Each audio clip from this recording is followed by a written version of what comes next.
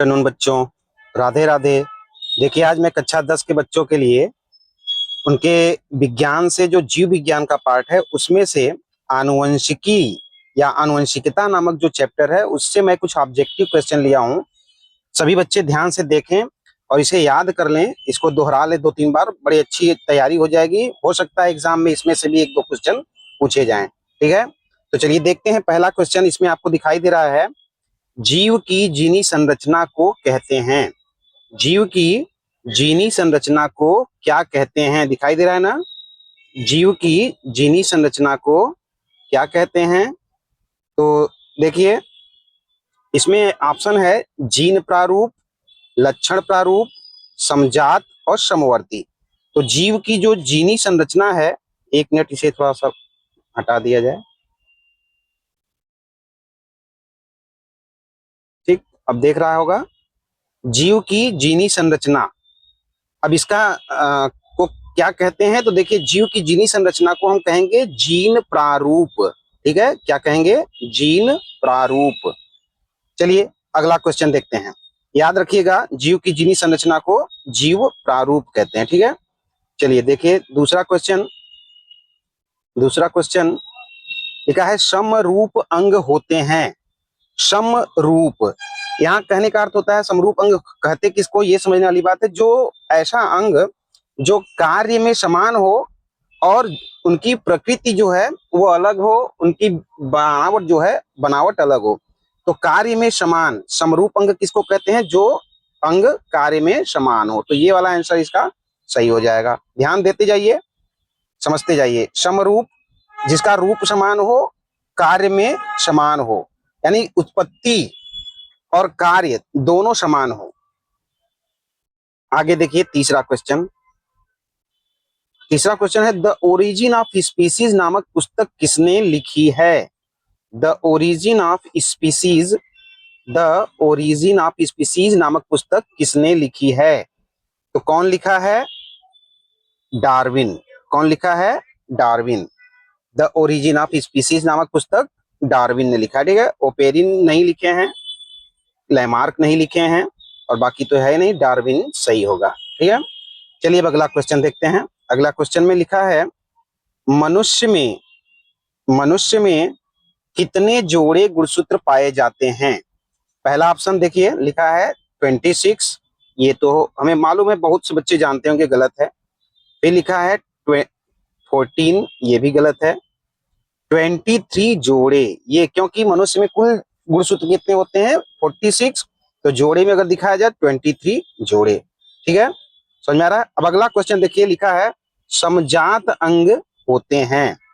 अभी ऊपर हमने देखा था समरूप अंग, अब यहाँ पे पूछा है समजात अंग। देखिए ऊपर वाले में था ना कि समरूप अंग, तो कार्य में समान था। अब यहाँ पूछ रहा है समजात अंग। थोड़ा ध्यान दीजिएगा, दोनों में अंतर है। समजात अंग, अब ये कार्य में समान नहीं रहेगा, किसमें समान रहेगा? रचना में समान। ठीक है, समरूप जो है कार्य में समान और समजात जो है वो रचना में समान। ठीक, चलिए अब आगे देखते हैं। क्वेश्चन लिखा है, अगला क्वेश्चन, हीमोफीलिया में क्या होता है? हीमोफीलिया में देखिए पूछ रहा है क्या होता है? रक्त का थक्का नहीं बनता है, आरबीसी से चिपक जाते हैं, डब्ल्यूबीसी कोशिका भच्छी हो जाते हैं, हीमोलिसिस होता है। चलिए देखते हैं क्या होता है। तो हीमोफीलिया में होता क्या है? मेन बात यह है कि रक्त का थक्का नहीं जमता। इसमें क्या होता है कि रक्त का थक्का नहीं जमता और खून बहने लगता है तो लगातार बहता रहता है। ठीक है, तो ये हो गया इसका आंसर। चलिए अगला क्वेश्चन देखते हैं।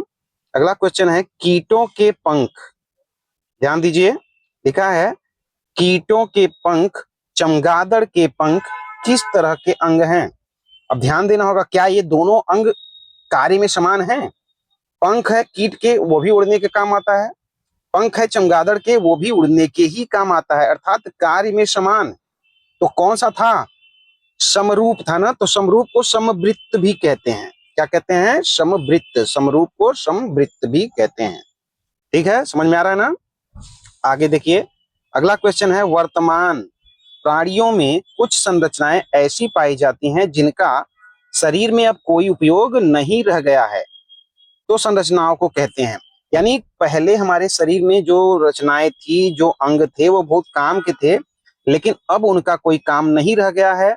तो हम उन्हें क्या कहेंगे? जो हमारे साथ हैं, हमारे अंग में हैं, या फिर बस उसके कुछ अंश रह गए हैं, बाकी समाप्त हो चुके हैं, तो उसको क्या कहते हैं? उसको कहते हैं अवशेषी अंग। क्या कहते हैं? अवशेषी अंग। ठीक है, ध्यान दीजिए, उसको अवशेषी अंग कहते हैं। चलिए आगे देखते हैं। अगला क्वेश्चन है, कोशिका में पाया जाने वाला आनुवंशिक पदार्थ है। कोशिका में पाया जाने वाला आनुवंशिक पदार्थ क्या है? प्रोटीन है, कार्बोहाइड्रेट है, आरएनए या डीएनए? तो प्रोटीन तो नहीं है, क्योंकि ये आनुवंशिक पदार्थ पूछा है, तो क्या होना चाहिए? डीएनए होना चाहिए। क्या होना चाहिए? डीएनए। ठीक है, चलिए अगला क्वेश्चन देखते हैं। जीन है, जीन क्या है? डीएनए का एक भाग, आरएनए का एक भाग, क्रोमोसोम का एक भाग, यकृत का एक भाग।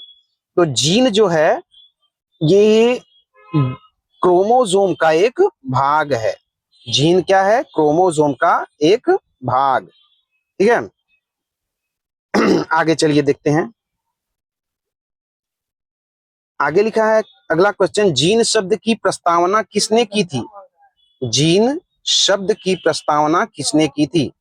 तो वेंडेल ने तो नहीं किया था, मेंडल ने भी नहीं किया था, वाटसन ने किया था, विलियम वाटसन। जीन के शब्द की प्रस्तावना विलियम वाटसन ने किया था।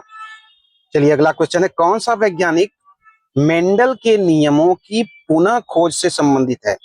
यहाँ पे मेंडल का जो नियम था उसका खोज पुनः किसने किया? उसी के नियम को। तो देखिए, लैमार्क ये नहीं है, डार्विन नहीं है, लिनियस नहीं है, तो कौन बचा? शर्मक।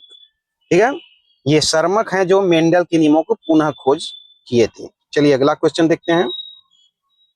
अगला क्वेश्चन, मानव में कितने अमीनो एसिड पाए जाते हैं? मानव में कितने अमीनो एसिड पाए जाते हैं? देखिए, 12 नहीं होते, एकदम नहीं, 15 भी नहीं, 21 भी नहीं, 20। मानव में एमिनो एसिड की संख्या 20 होती है। ठीक है, याद रखिएगा, मानव में एमिनो एसिड की संख्या 20 है। आनुवंशिकी उत्परिवर्तन होता है, आनुवंशिकी उत्परिवर्तन होता है डीएनए से। ठीक है, किससे होता है? डीएनए से। ठीक,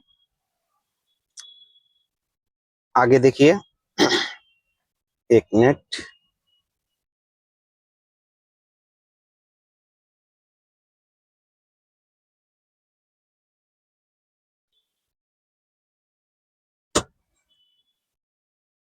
सॉरी, इरेजर लेना था, एक सेकेंड रुकिए, इरेजर इसको खत्म कर दे पहले। चलिए देखिए, आनुवंशिक परिवर्तन डीएनए से हो गया। चलिए अगला देखते हैं। गुणसूत्र बने होते हैं, गुणसूत्र किससे बने होते हैं?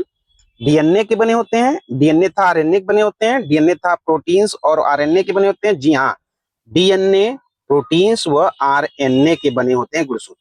ठीक है, इसको कैंसिल करिए, ये नहीं है। किसके हैं? डीएनए तथा प्रोटीन्स व आरएनए के। ठीक है, अगला क्वेश्चन, कोशिका में आनुवंशिक पदार्थ है। कोशिका में आनुवंशिक पदार्थ क्या है? डीएनए है। क्या है? डीएनए। अगला क्वेश्चन है, जीन कहाँ स्थित होते हैं? जीन कहाँ स्थित होते हैं?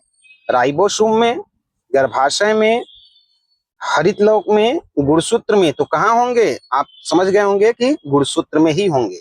जीन कहाँ होंगे? गुणसूत्र में। अगला क्वेश्चन, आनुवंशिकी इकाइयां हैं। आनुवंशिक की इकाई क्या होती है? लाइसोसोम? बिल्कुल नहीं, राइबोसोम भी नहीं, क्रोमोसोम भी नहीं, तो क्या हुआ? जीन। आनुवंशिक की इकाई क्या है? जीन है। चलिए अगला क्वेश्चन देखते हैं। अगला क्वेश्चन, जीन शब्द किसने प्रस्तुत किया था? जीन शब्द का नाम सबसे पहले किसने प्रस्तुत किया था? वो थे जॉनसन। लैमार्क नहीं है, मेंडल नहीं है, ग्रिफिथ नहीं है, याद रखिएगा। जीन शब्द को प्रस्तुत करने वाले वैज्ञानिक का नाम था विलियम जॉनसन। ठीक है, अगला क्वेश्चन और लास्ट क्वेश्चन है, मलेरिया उत्पन्न करने वाला मच्छर जो मादा एनाफिलेस के नाम से जाना जाता है, किस तरह के जल में उत्पन्न होता है? क्या वो साफ जल में हो जाएगा?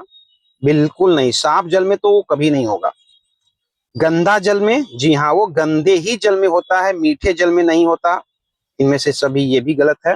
तो मलेरिया उत्पन्न करने वाला मच्छर जो है मादा एनोफिलीज किस तरह के जल में उत्पन्न होता है? गंदे जल में। ठीक, तो इस तरह से आज आपको मैंने 20 क्वेश्चन ऑब्जेक्टिव के बताए। ये आनुवंशिकी नामक चैप्टर से कक्षा 10 के बच्चों के लिए बड़ा ही इंपॉर्टेंट है। सभी बच्चे इसे एक बार दो बार दोहरा लें, याद कर लें।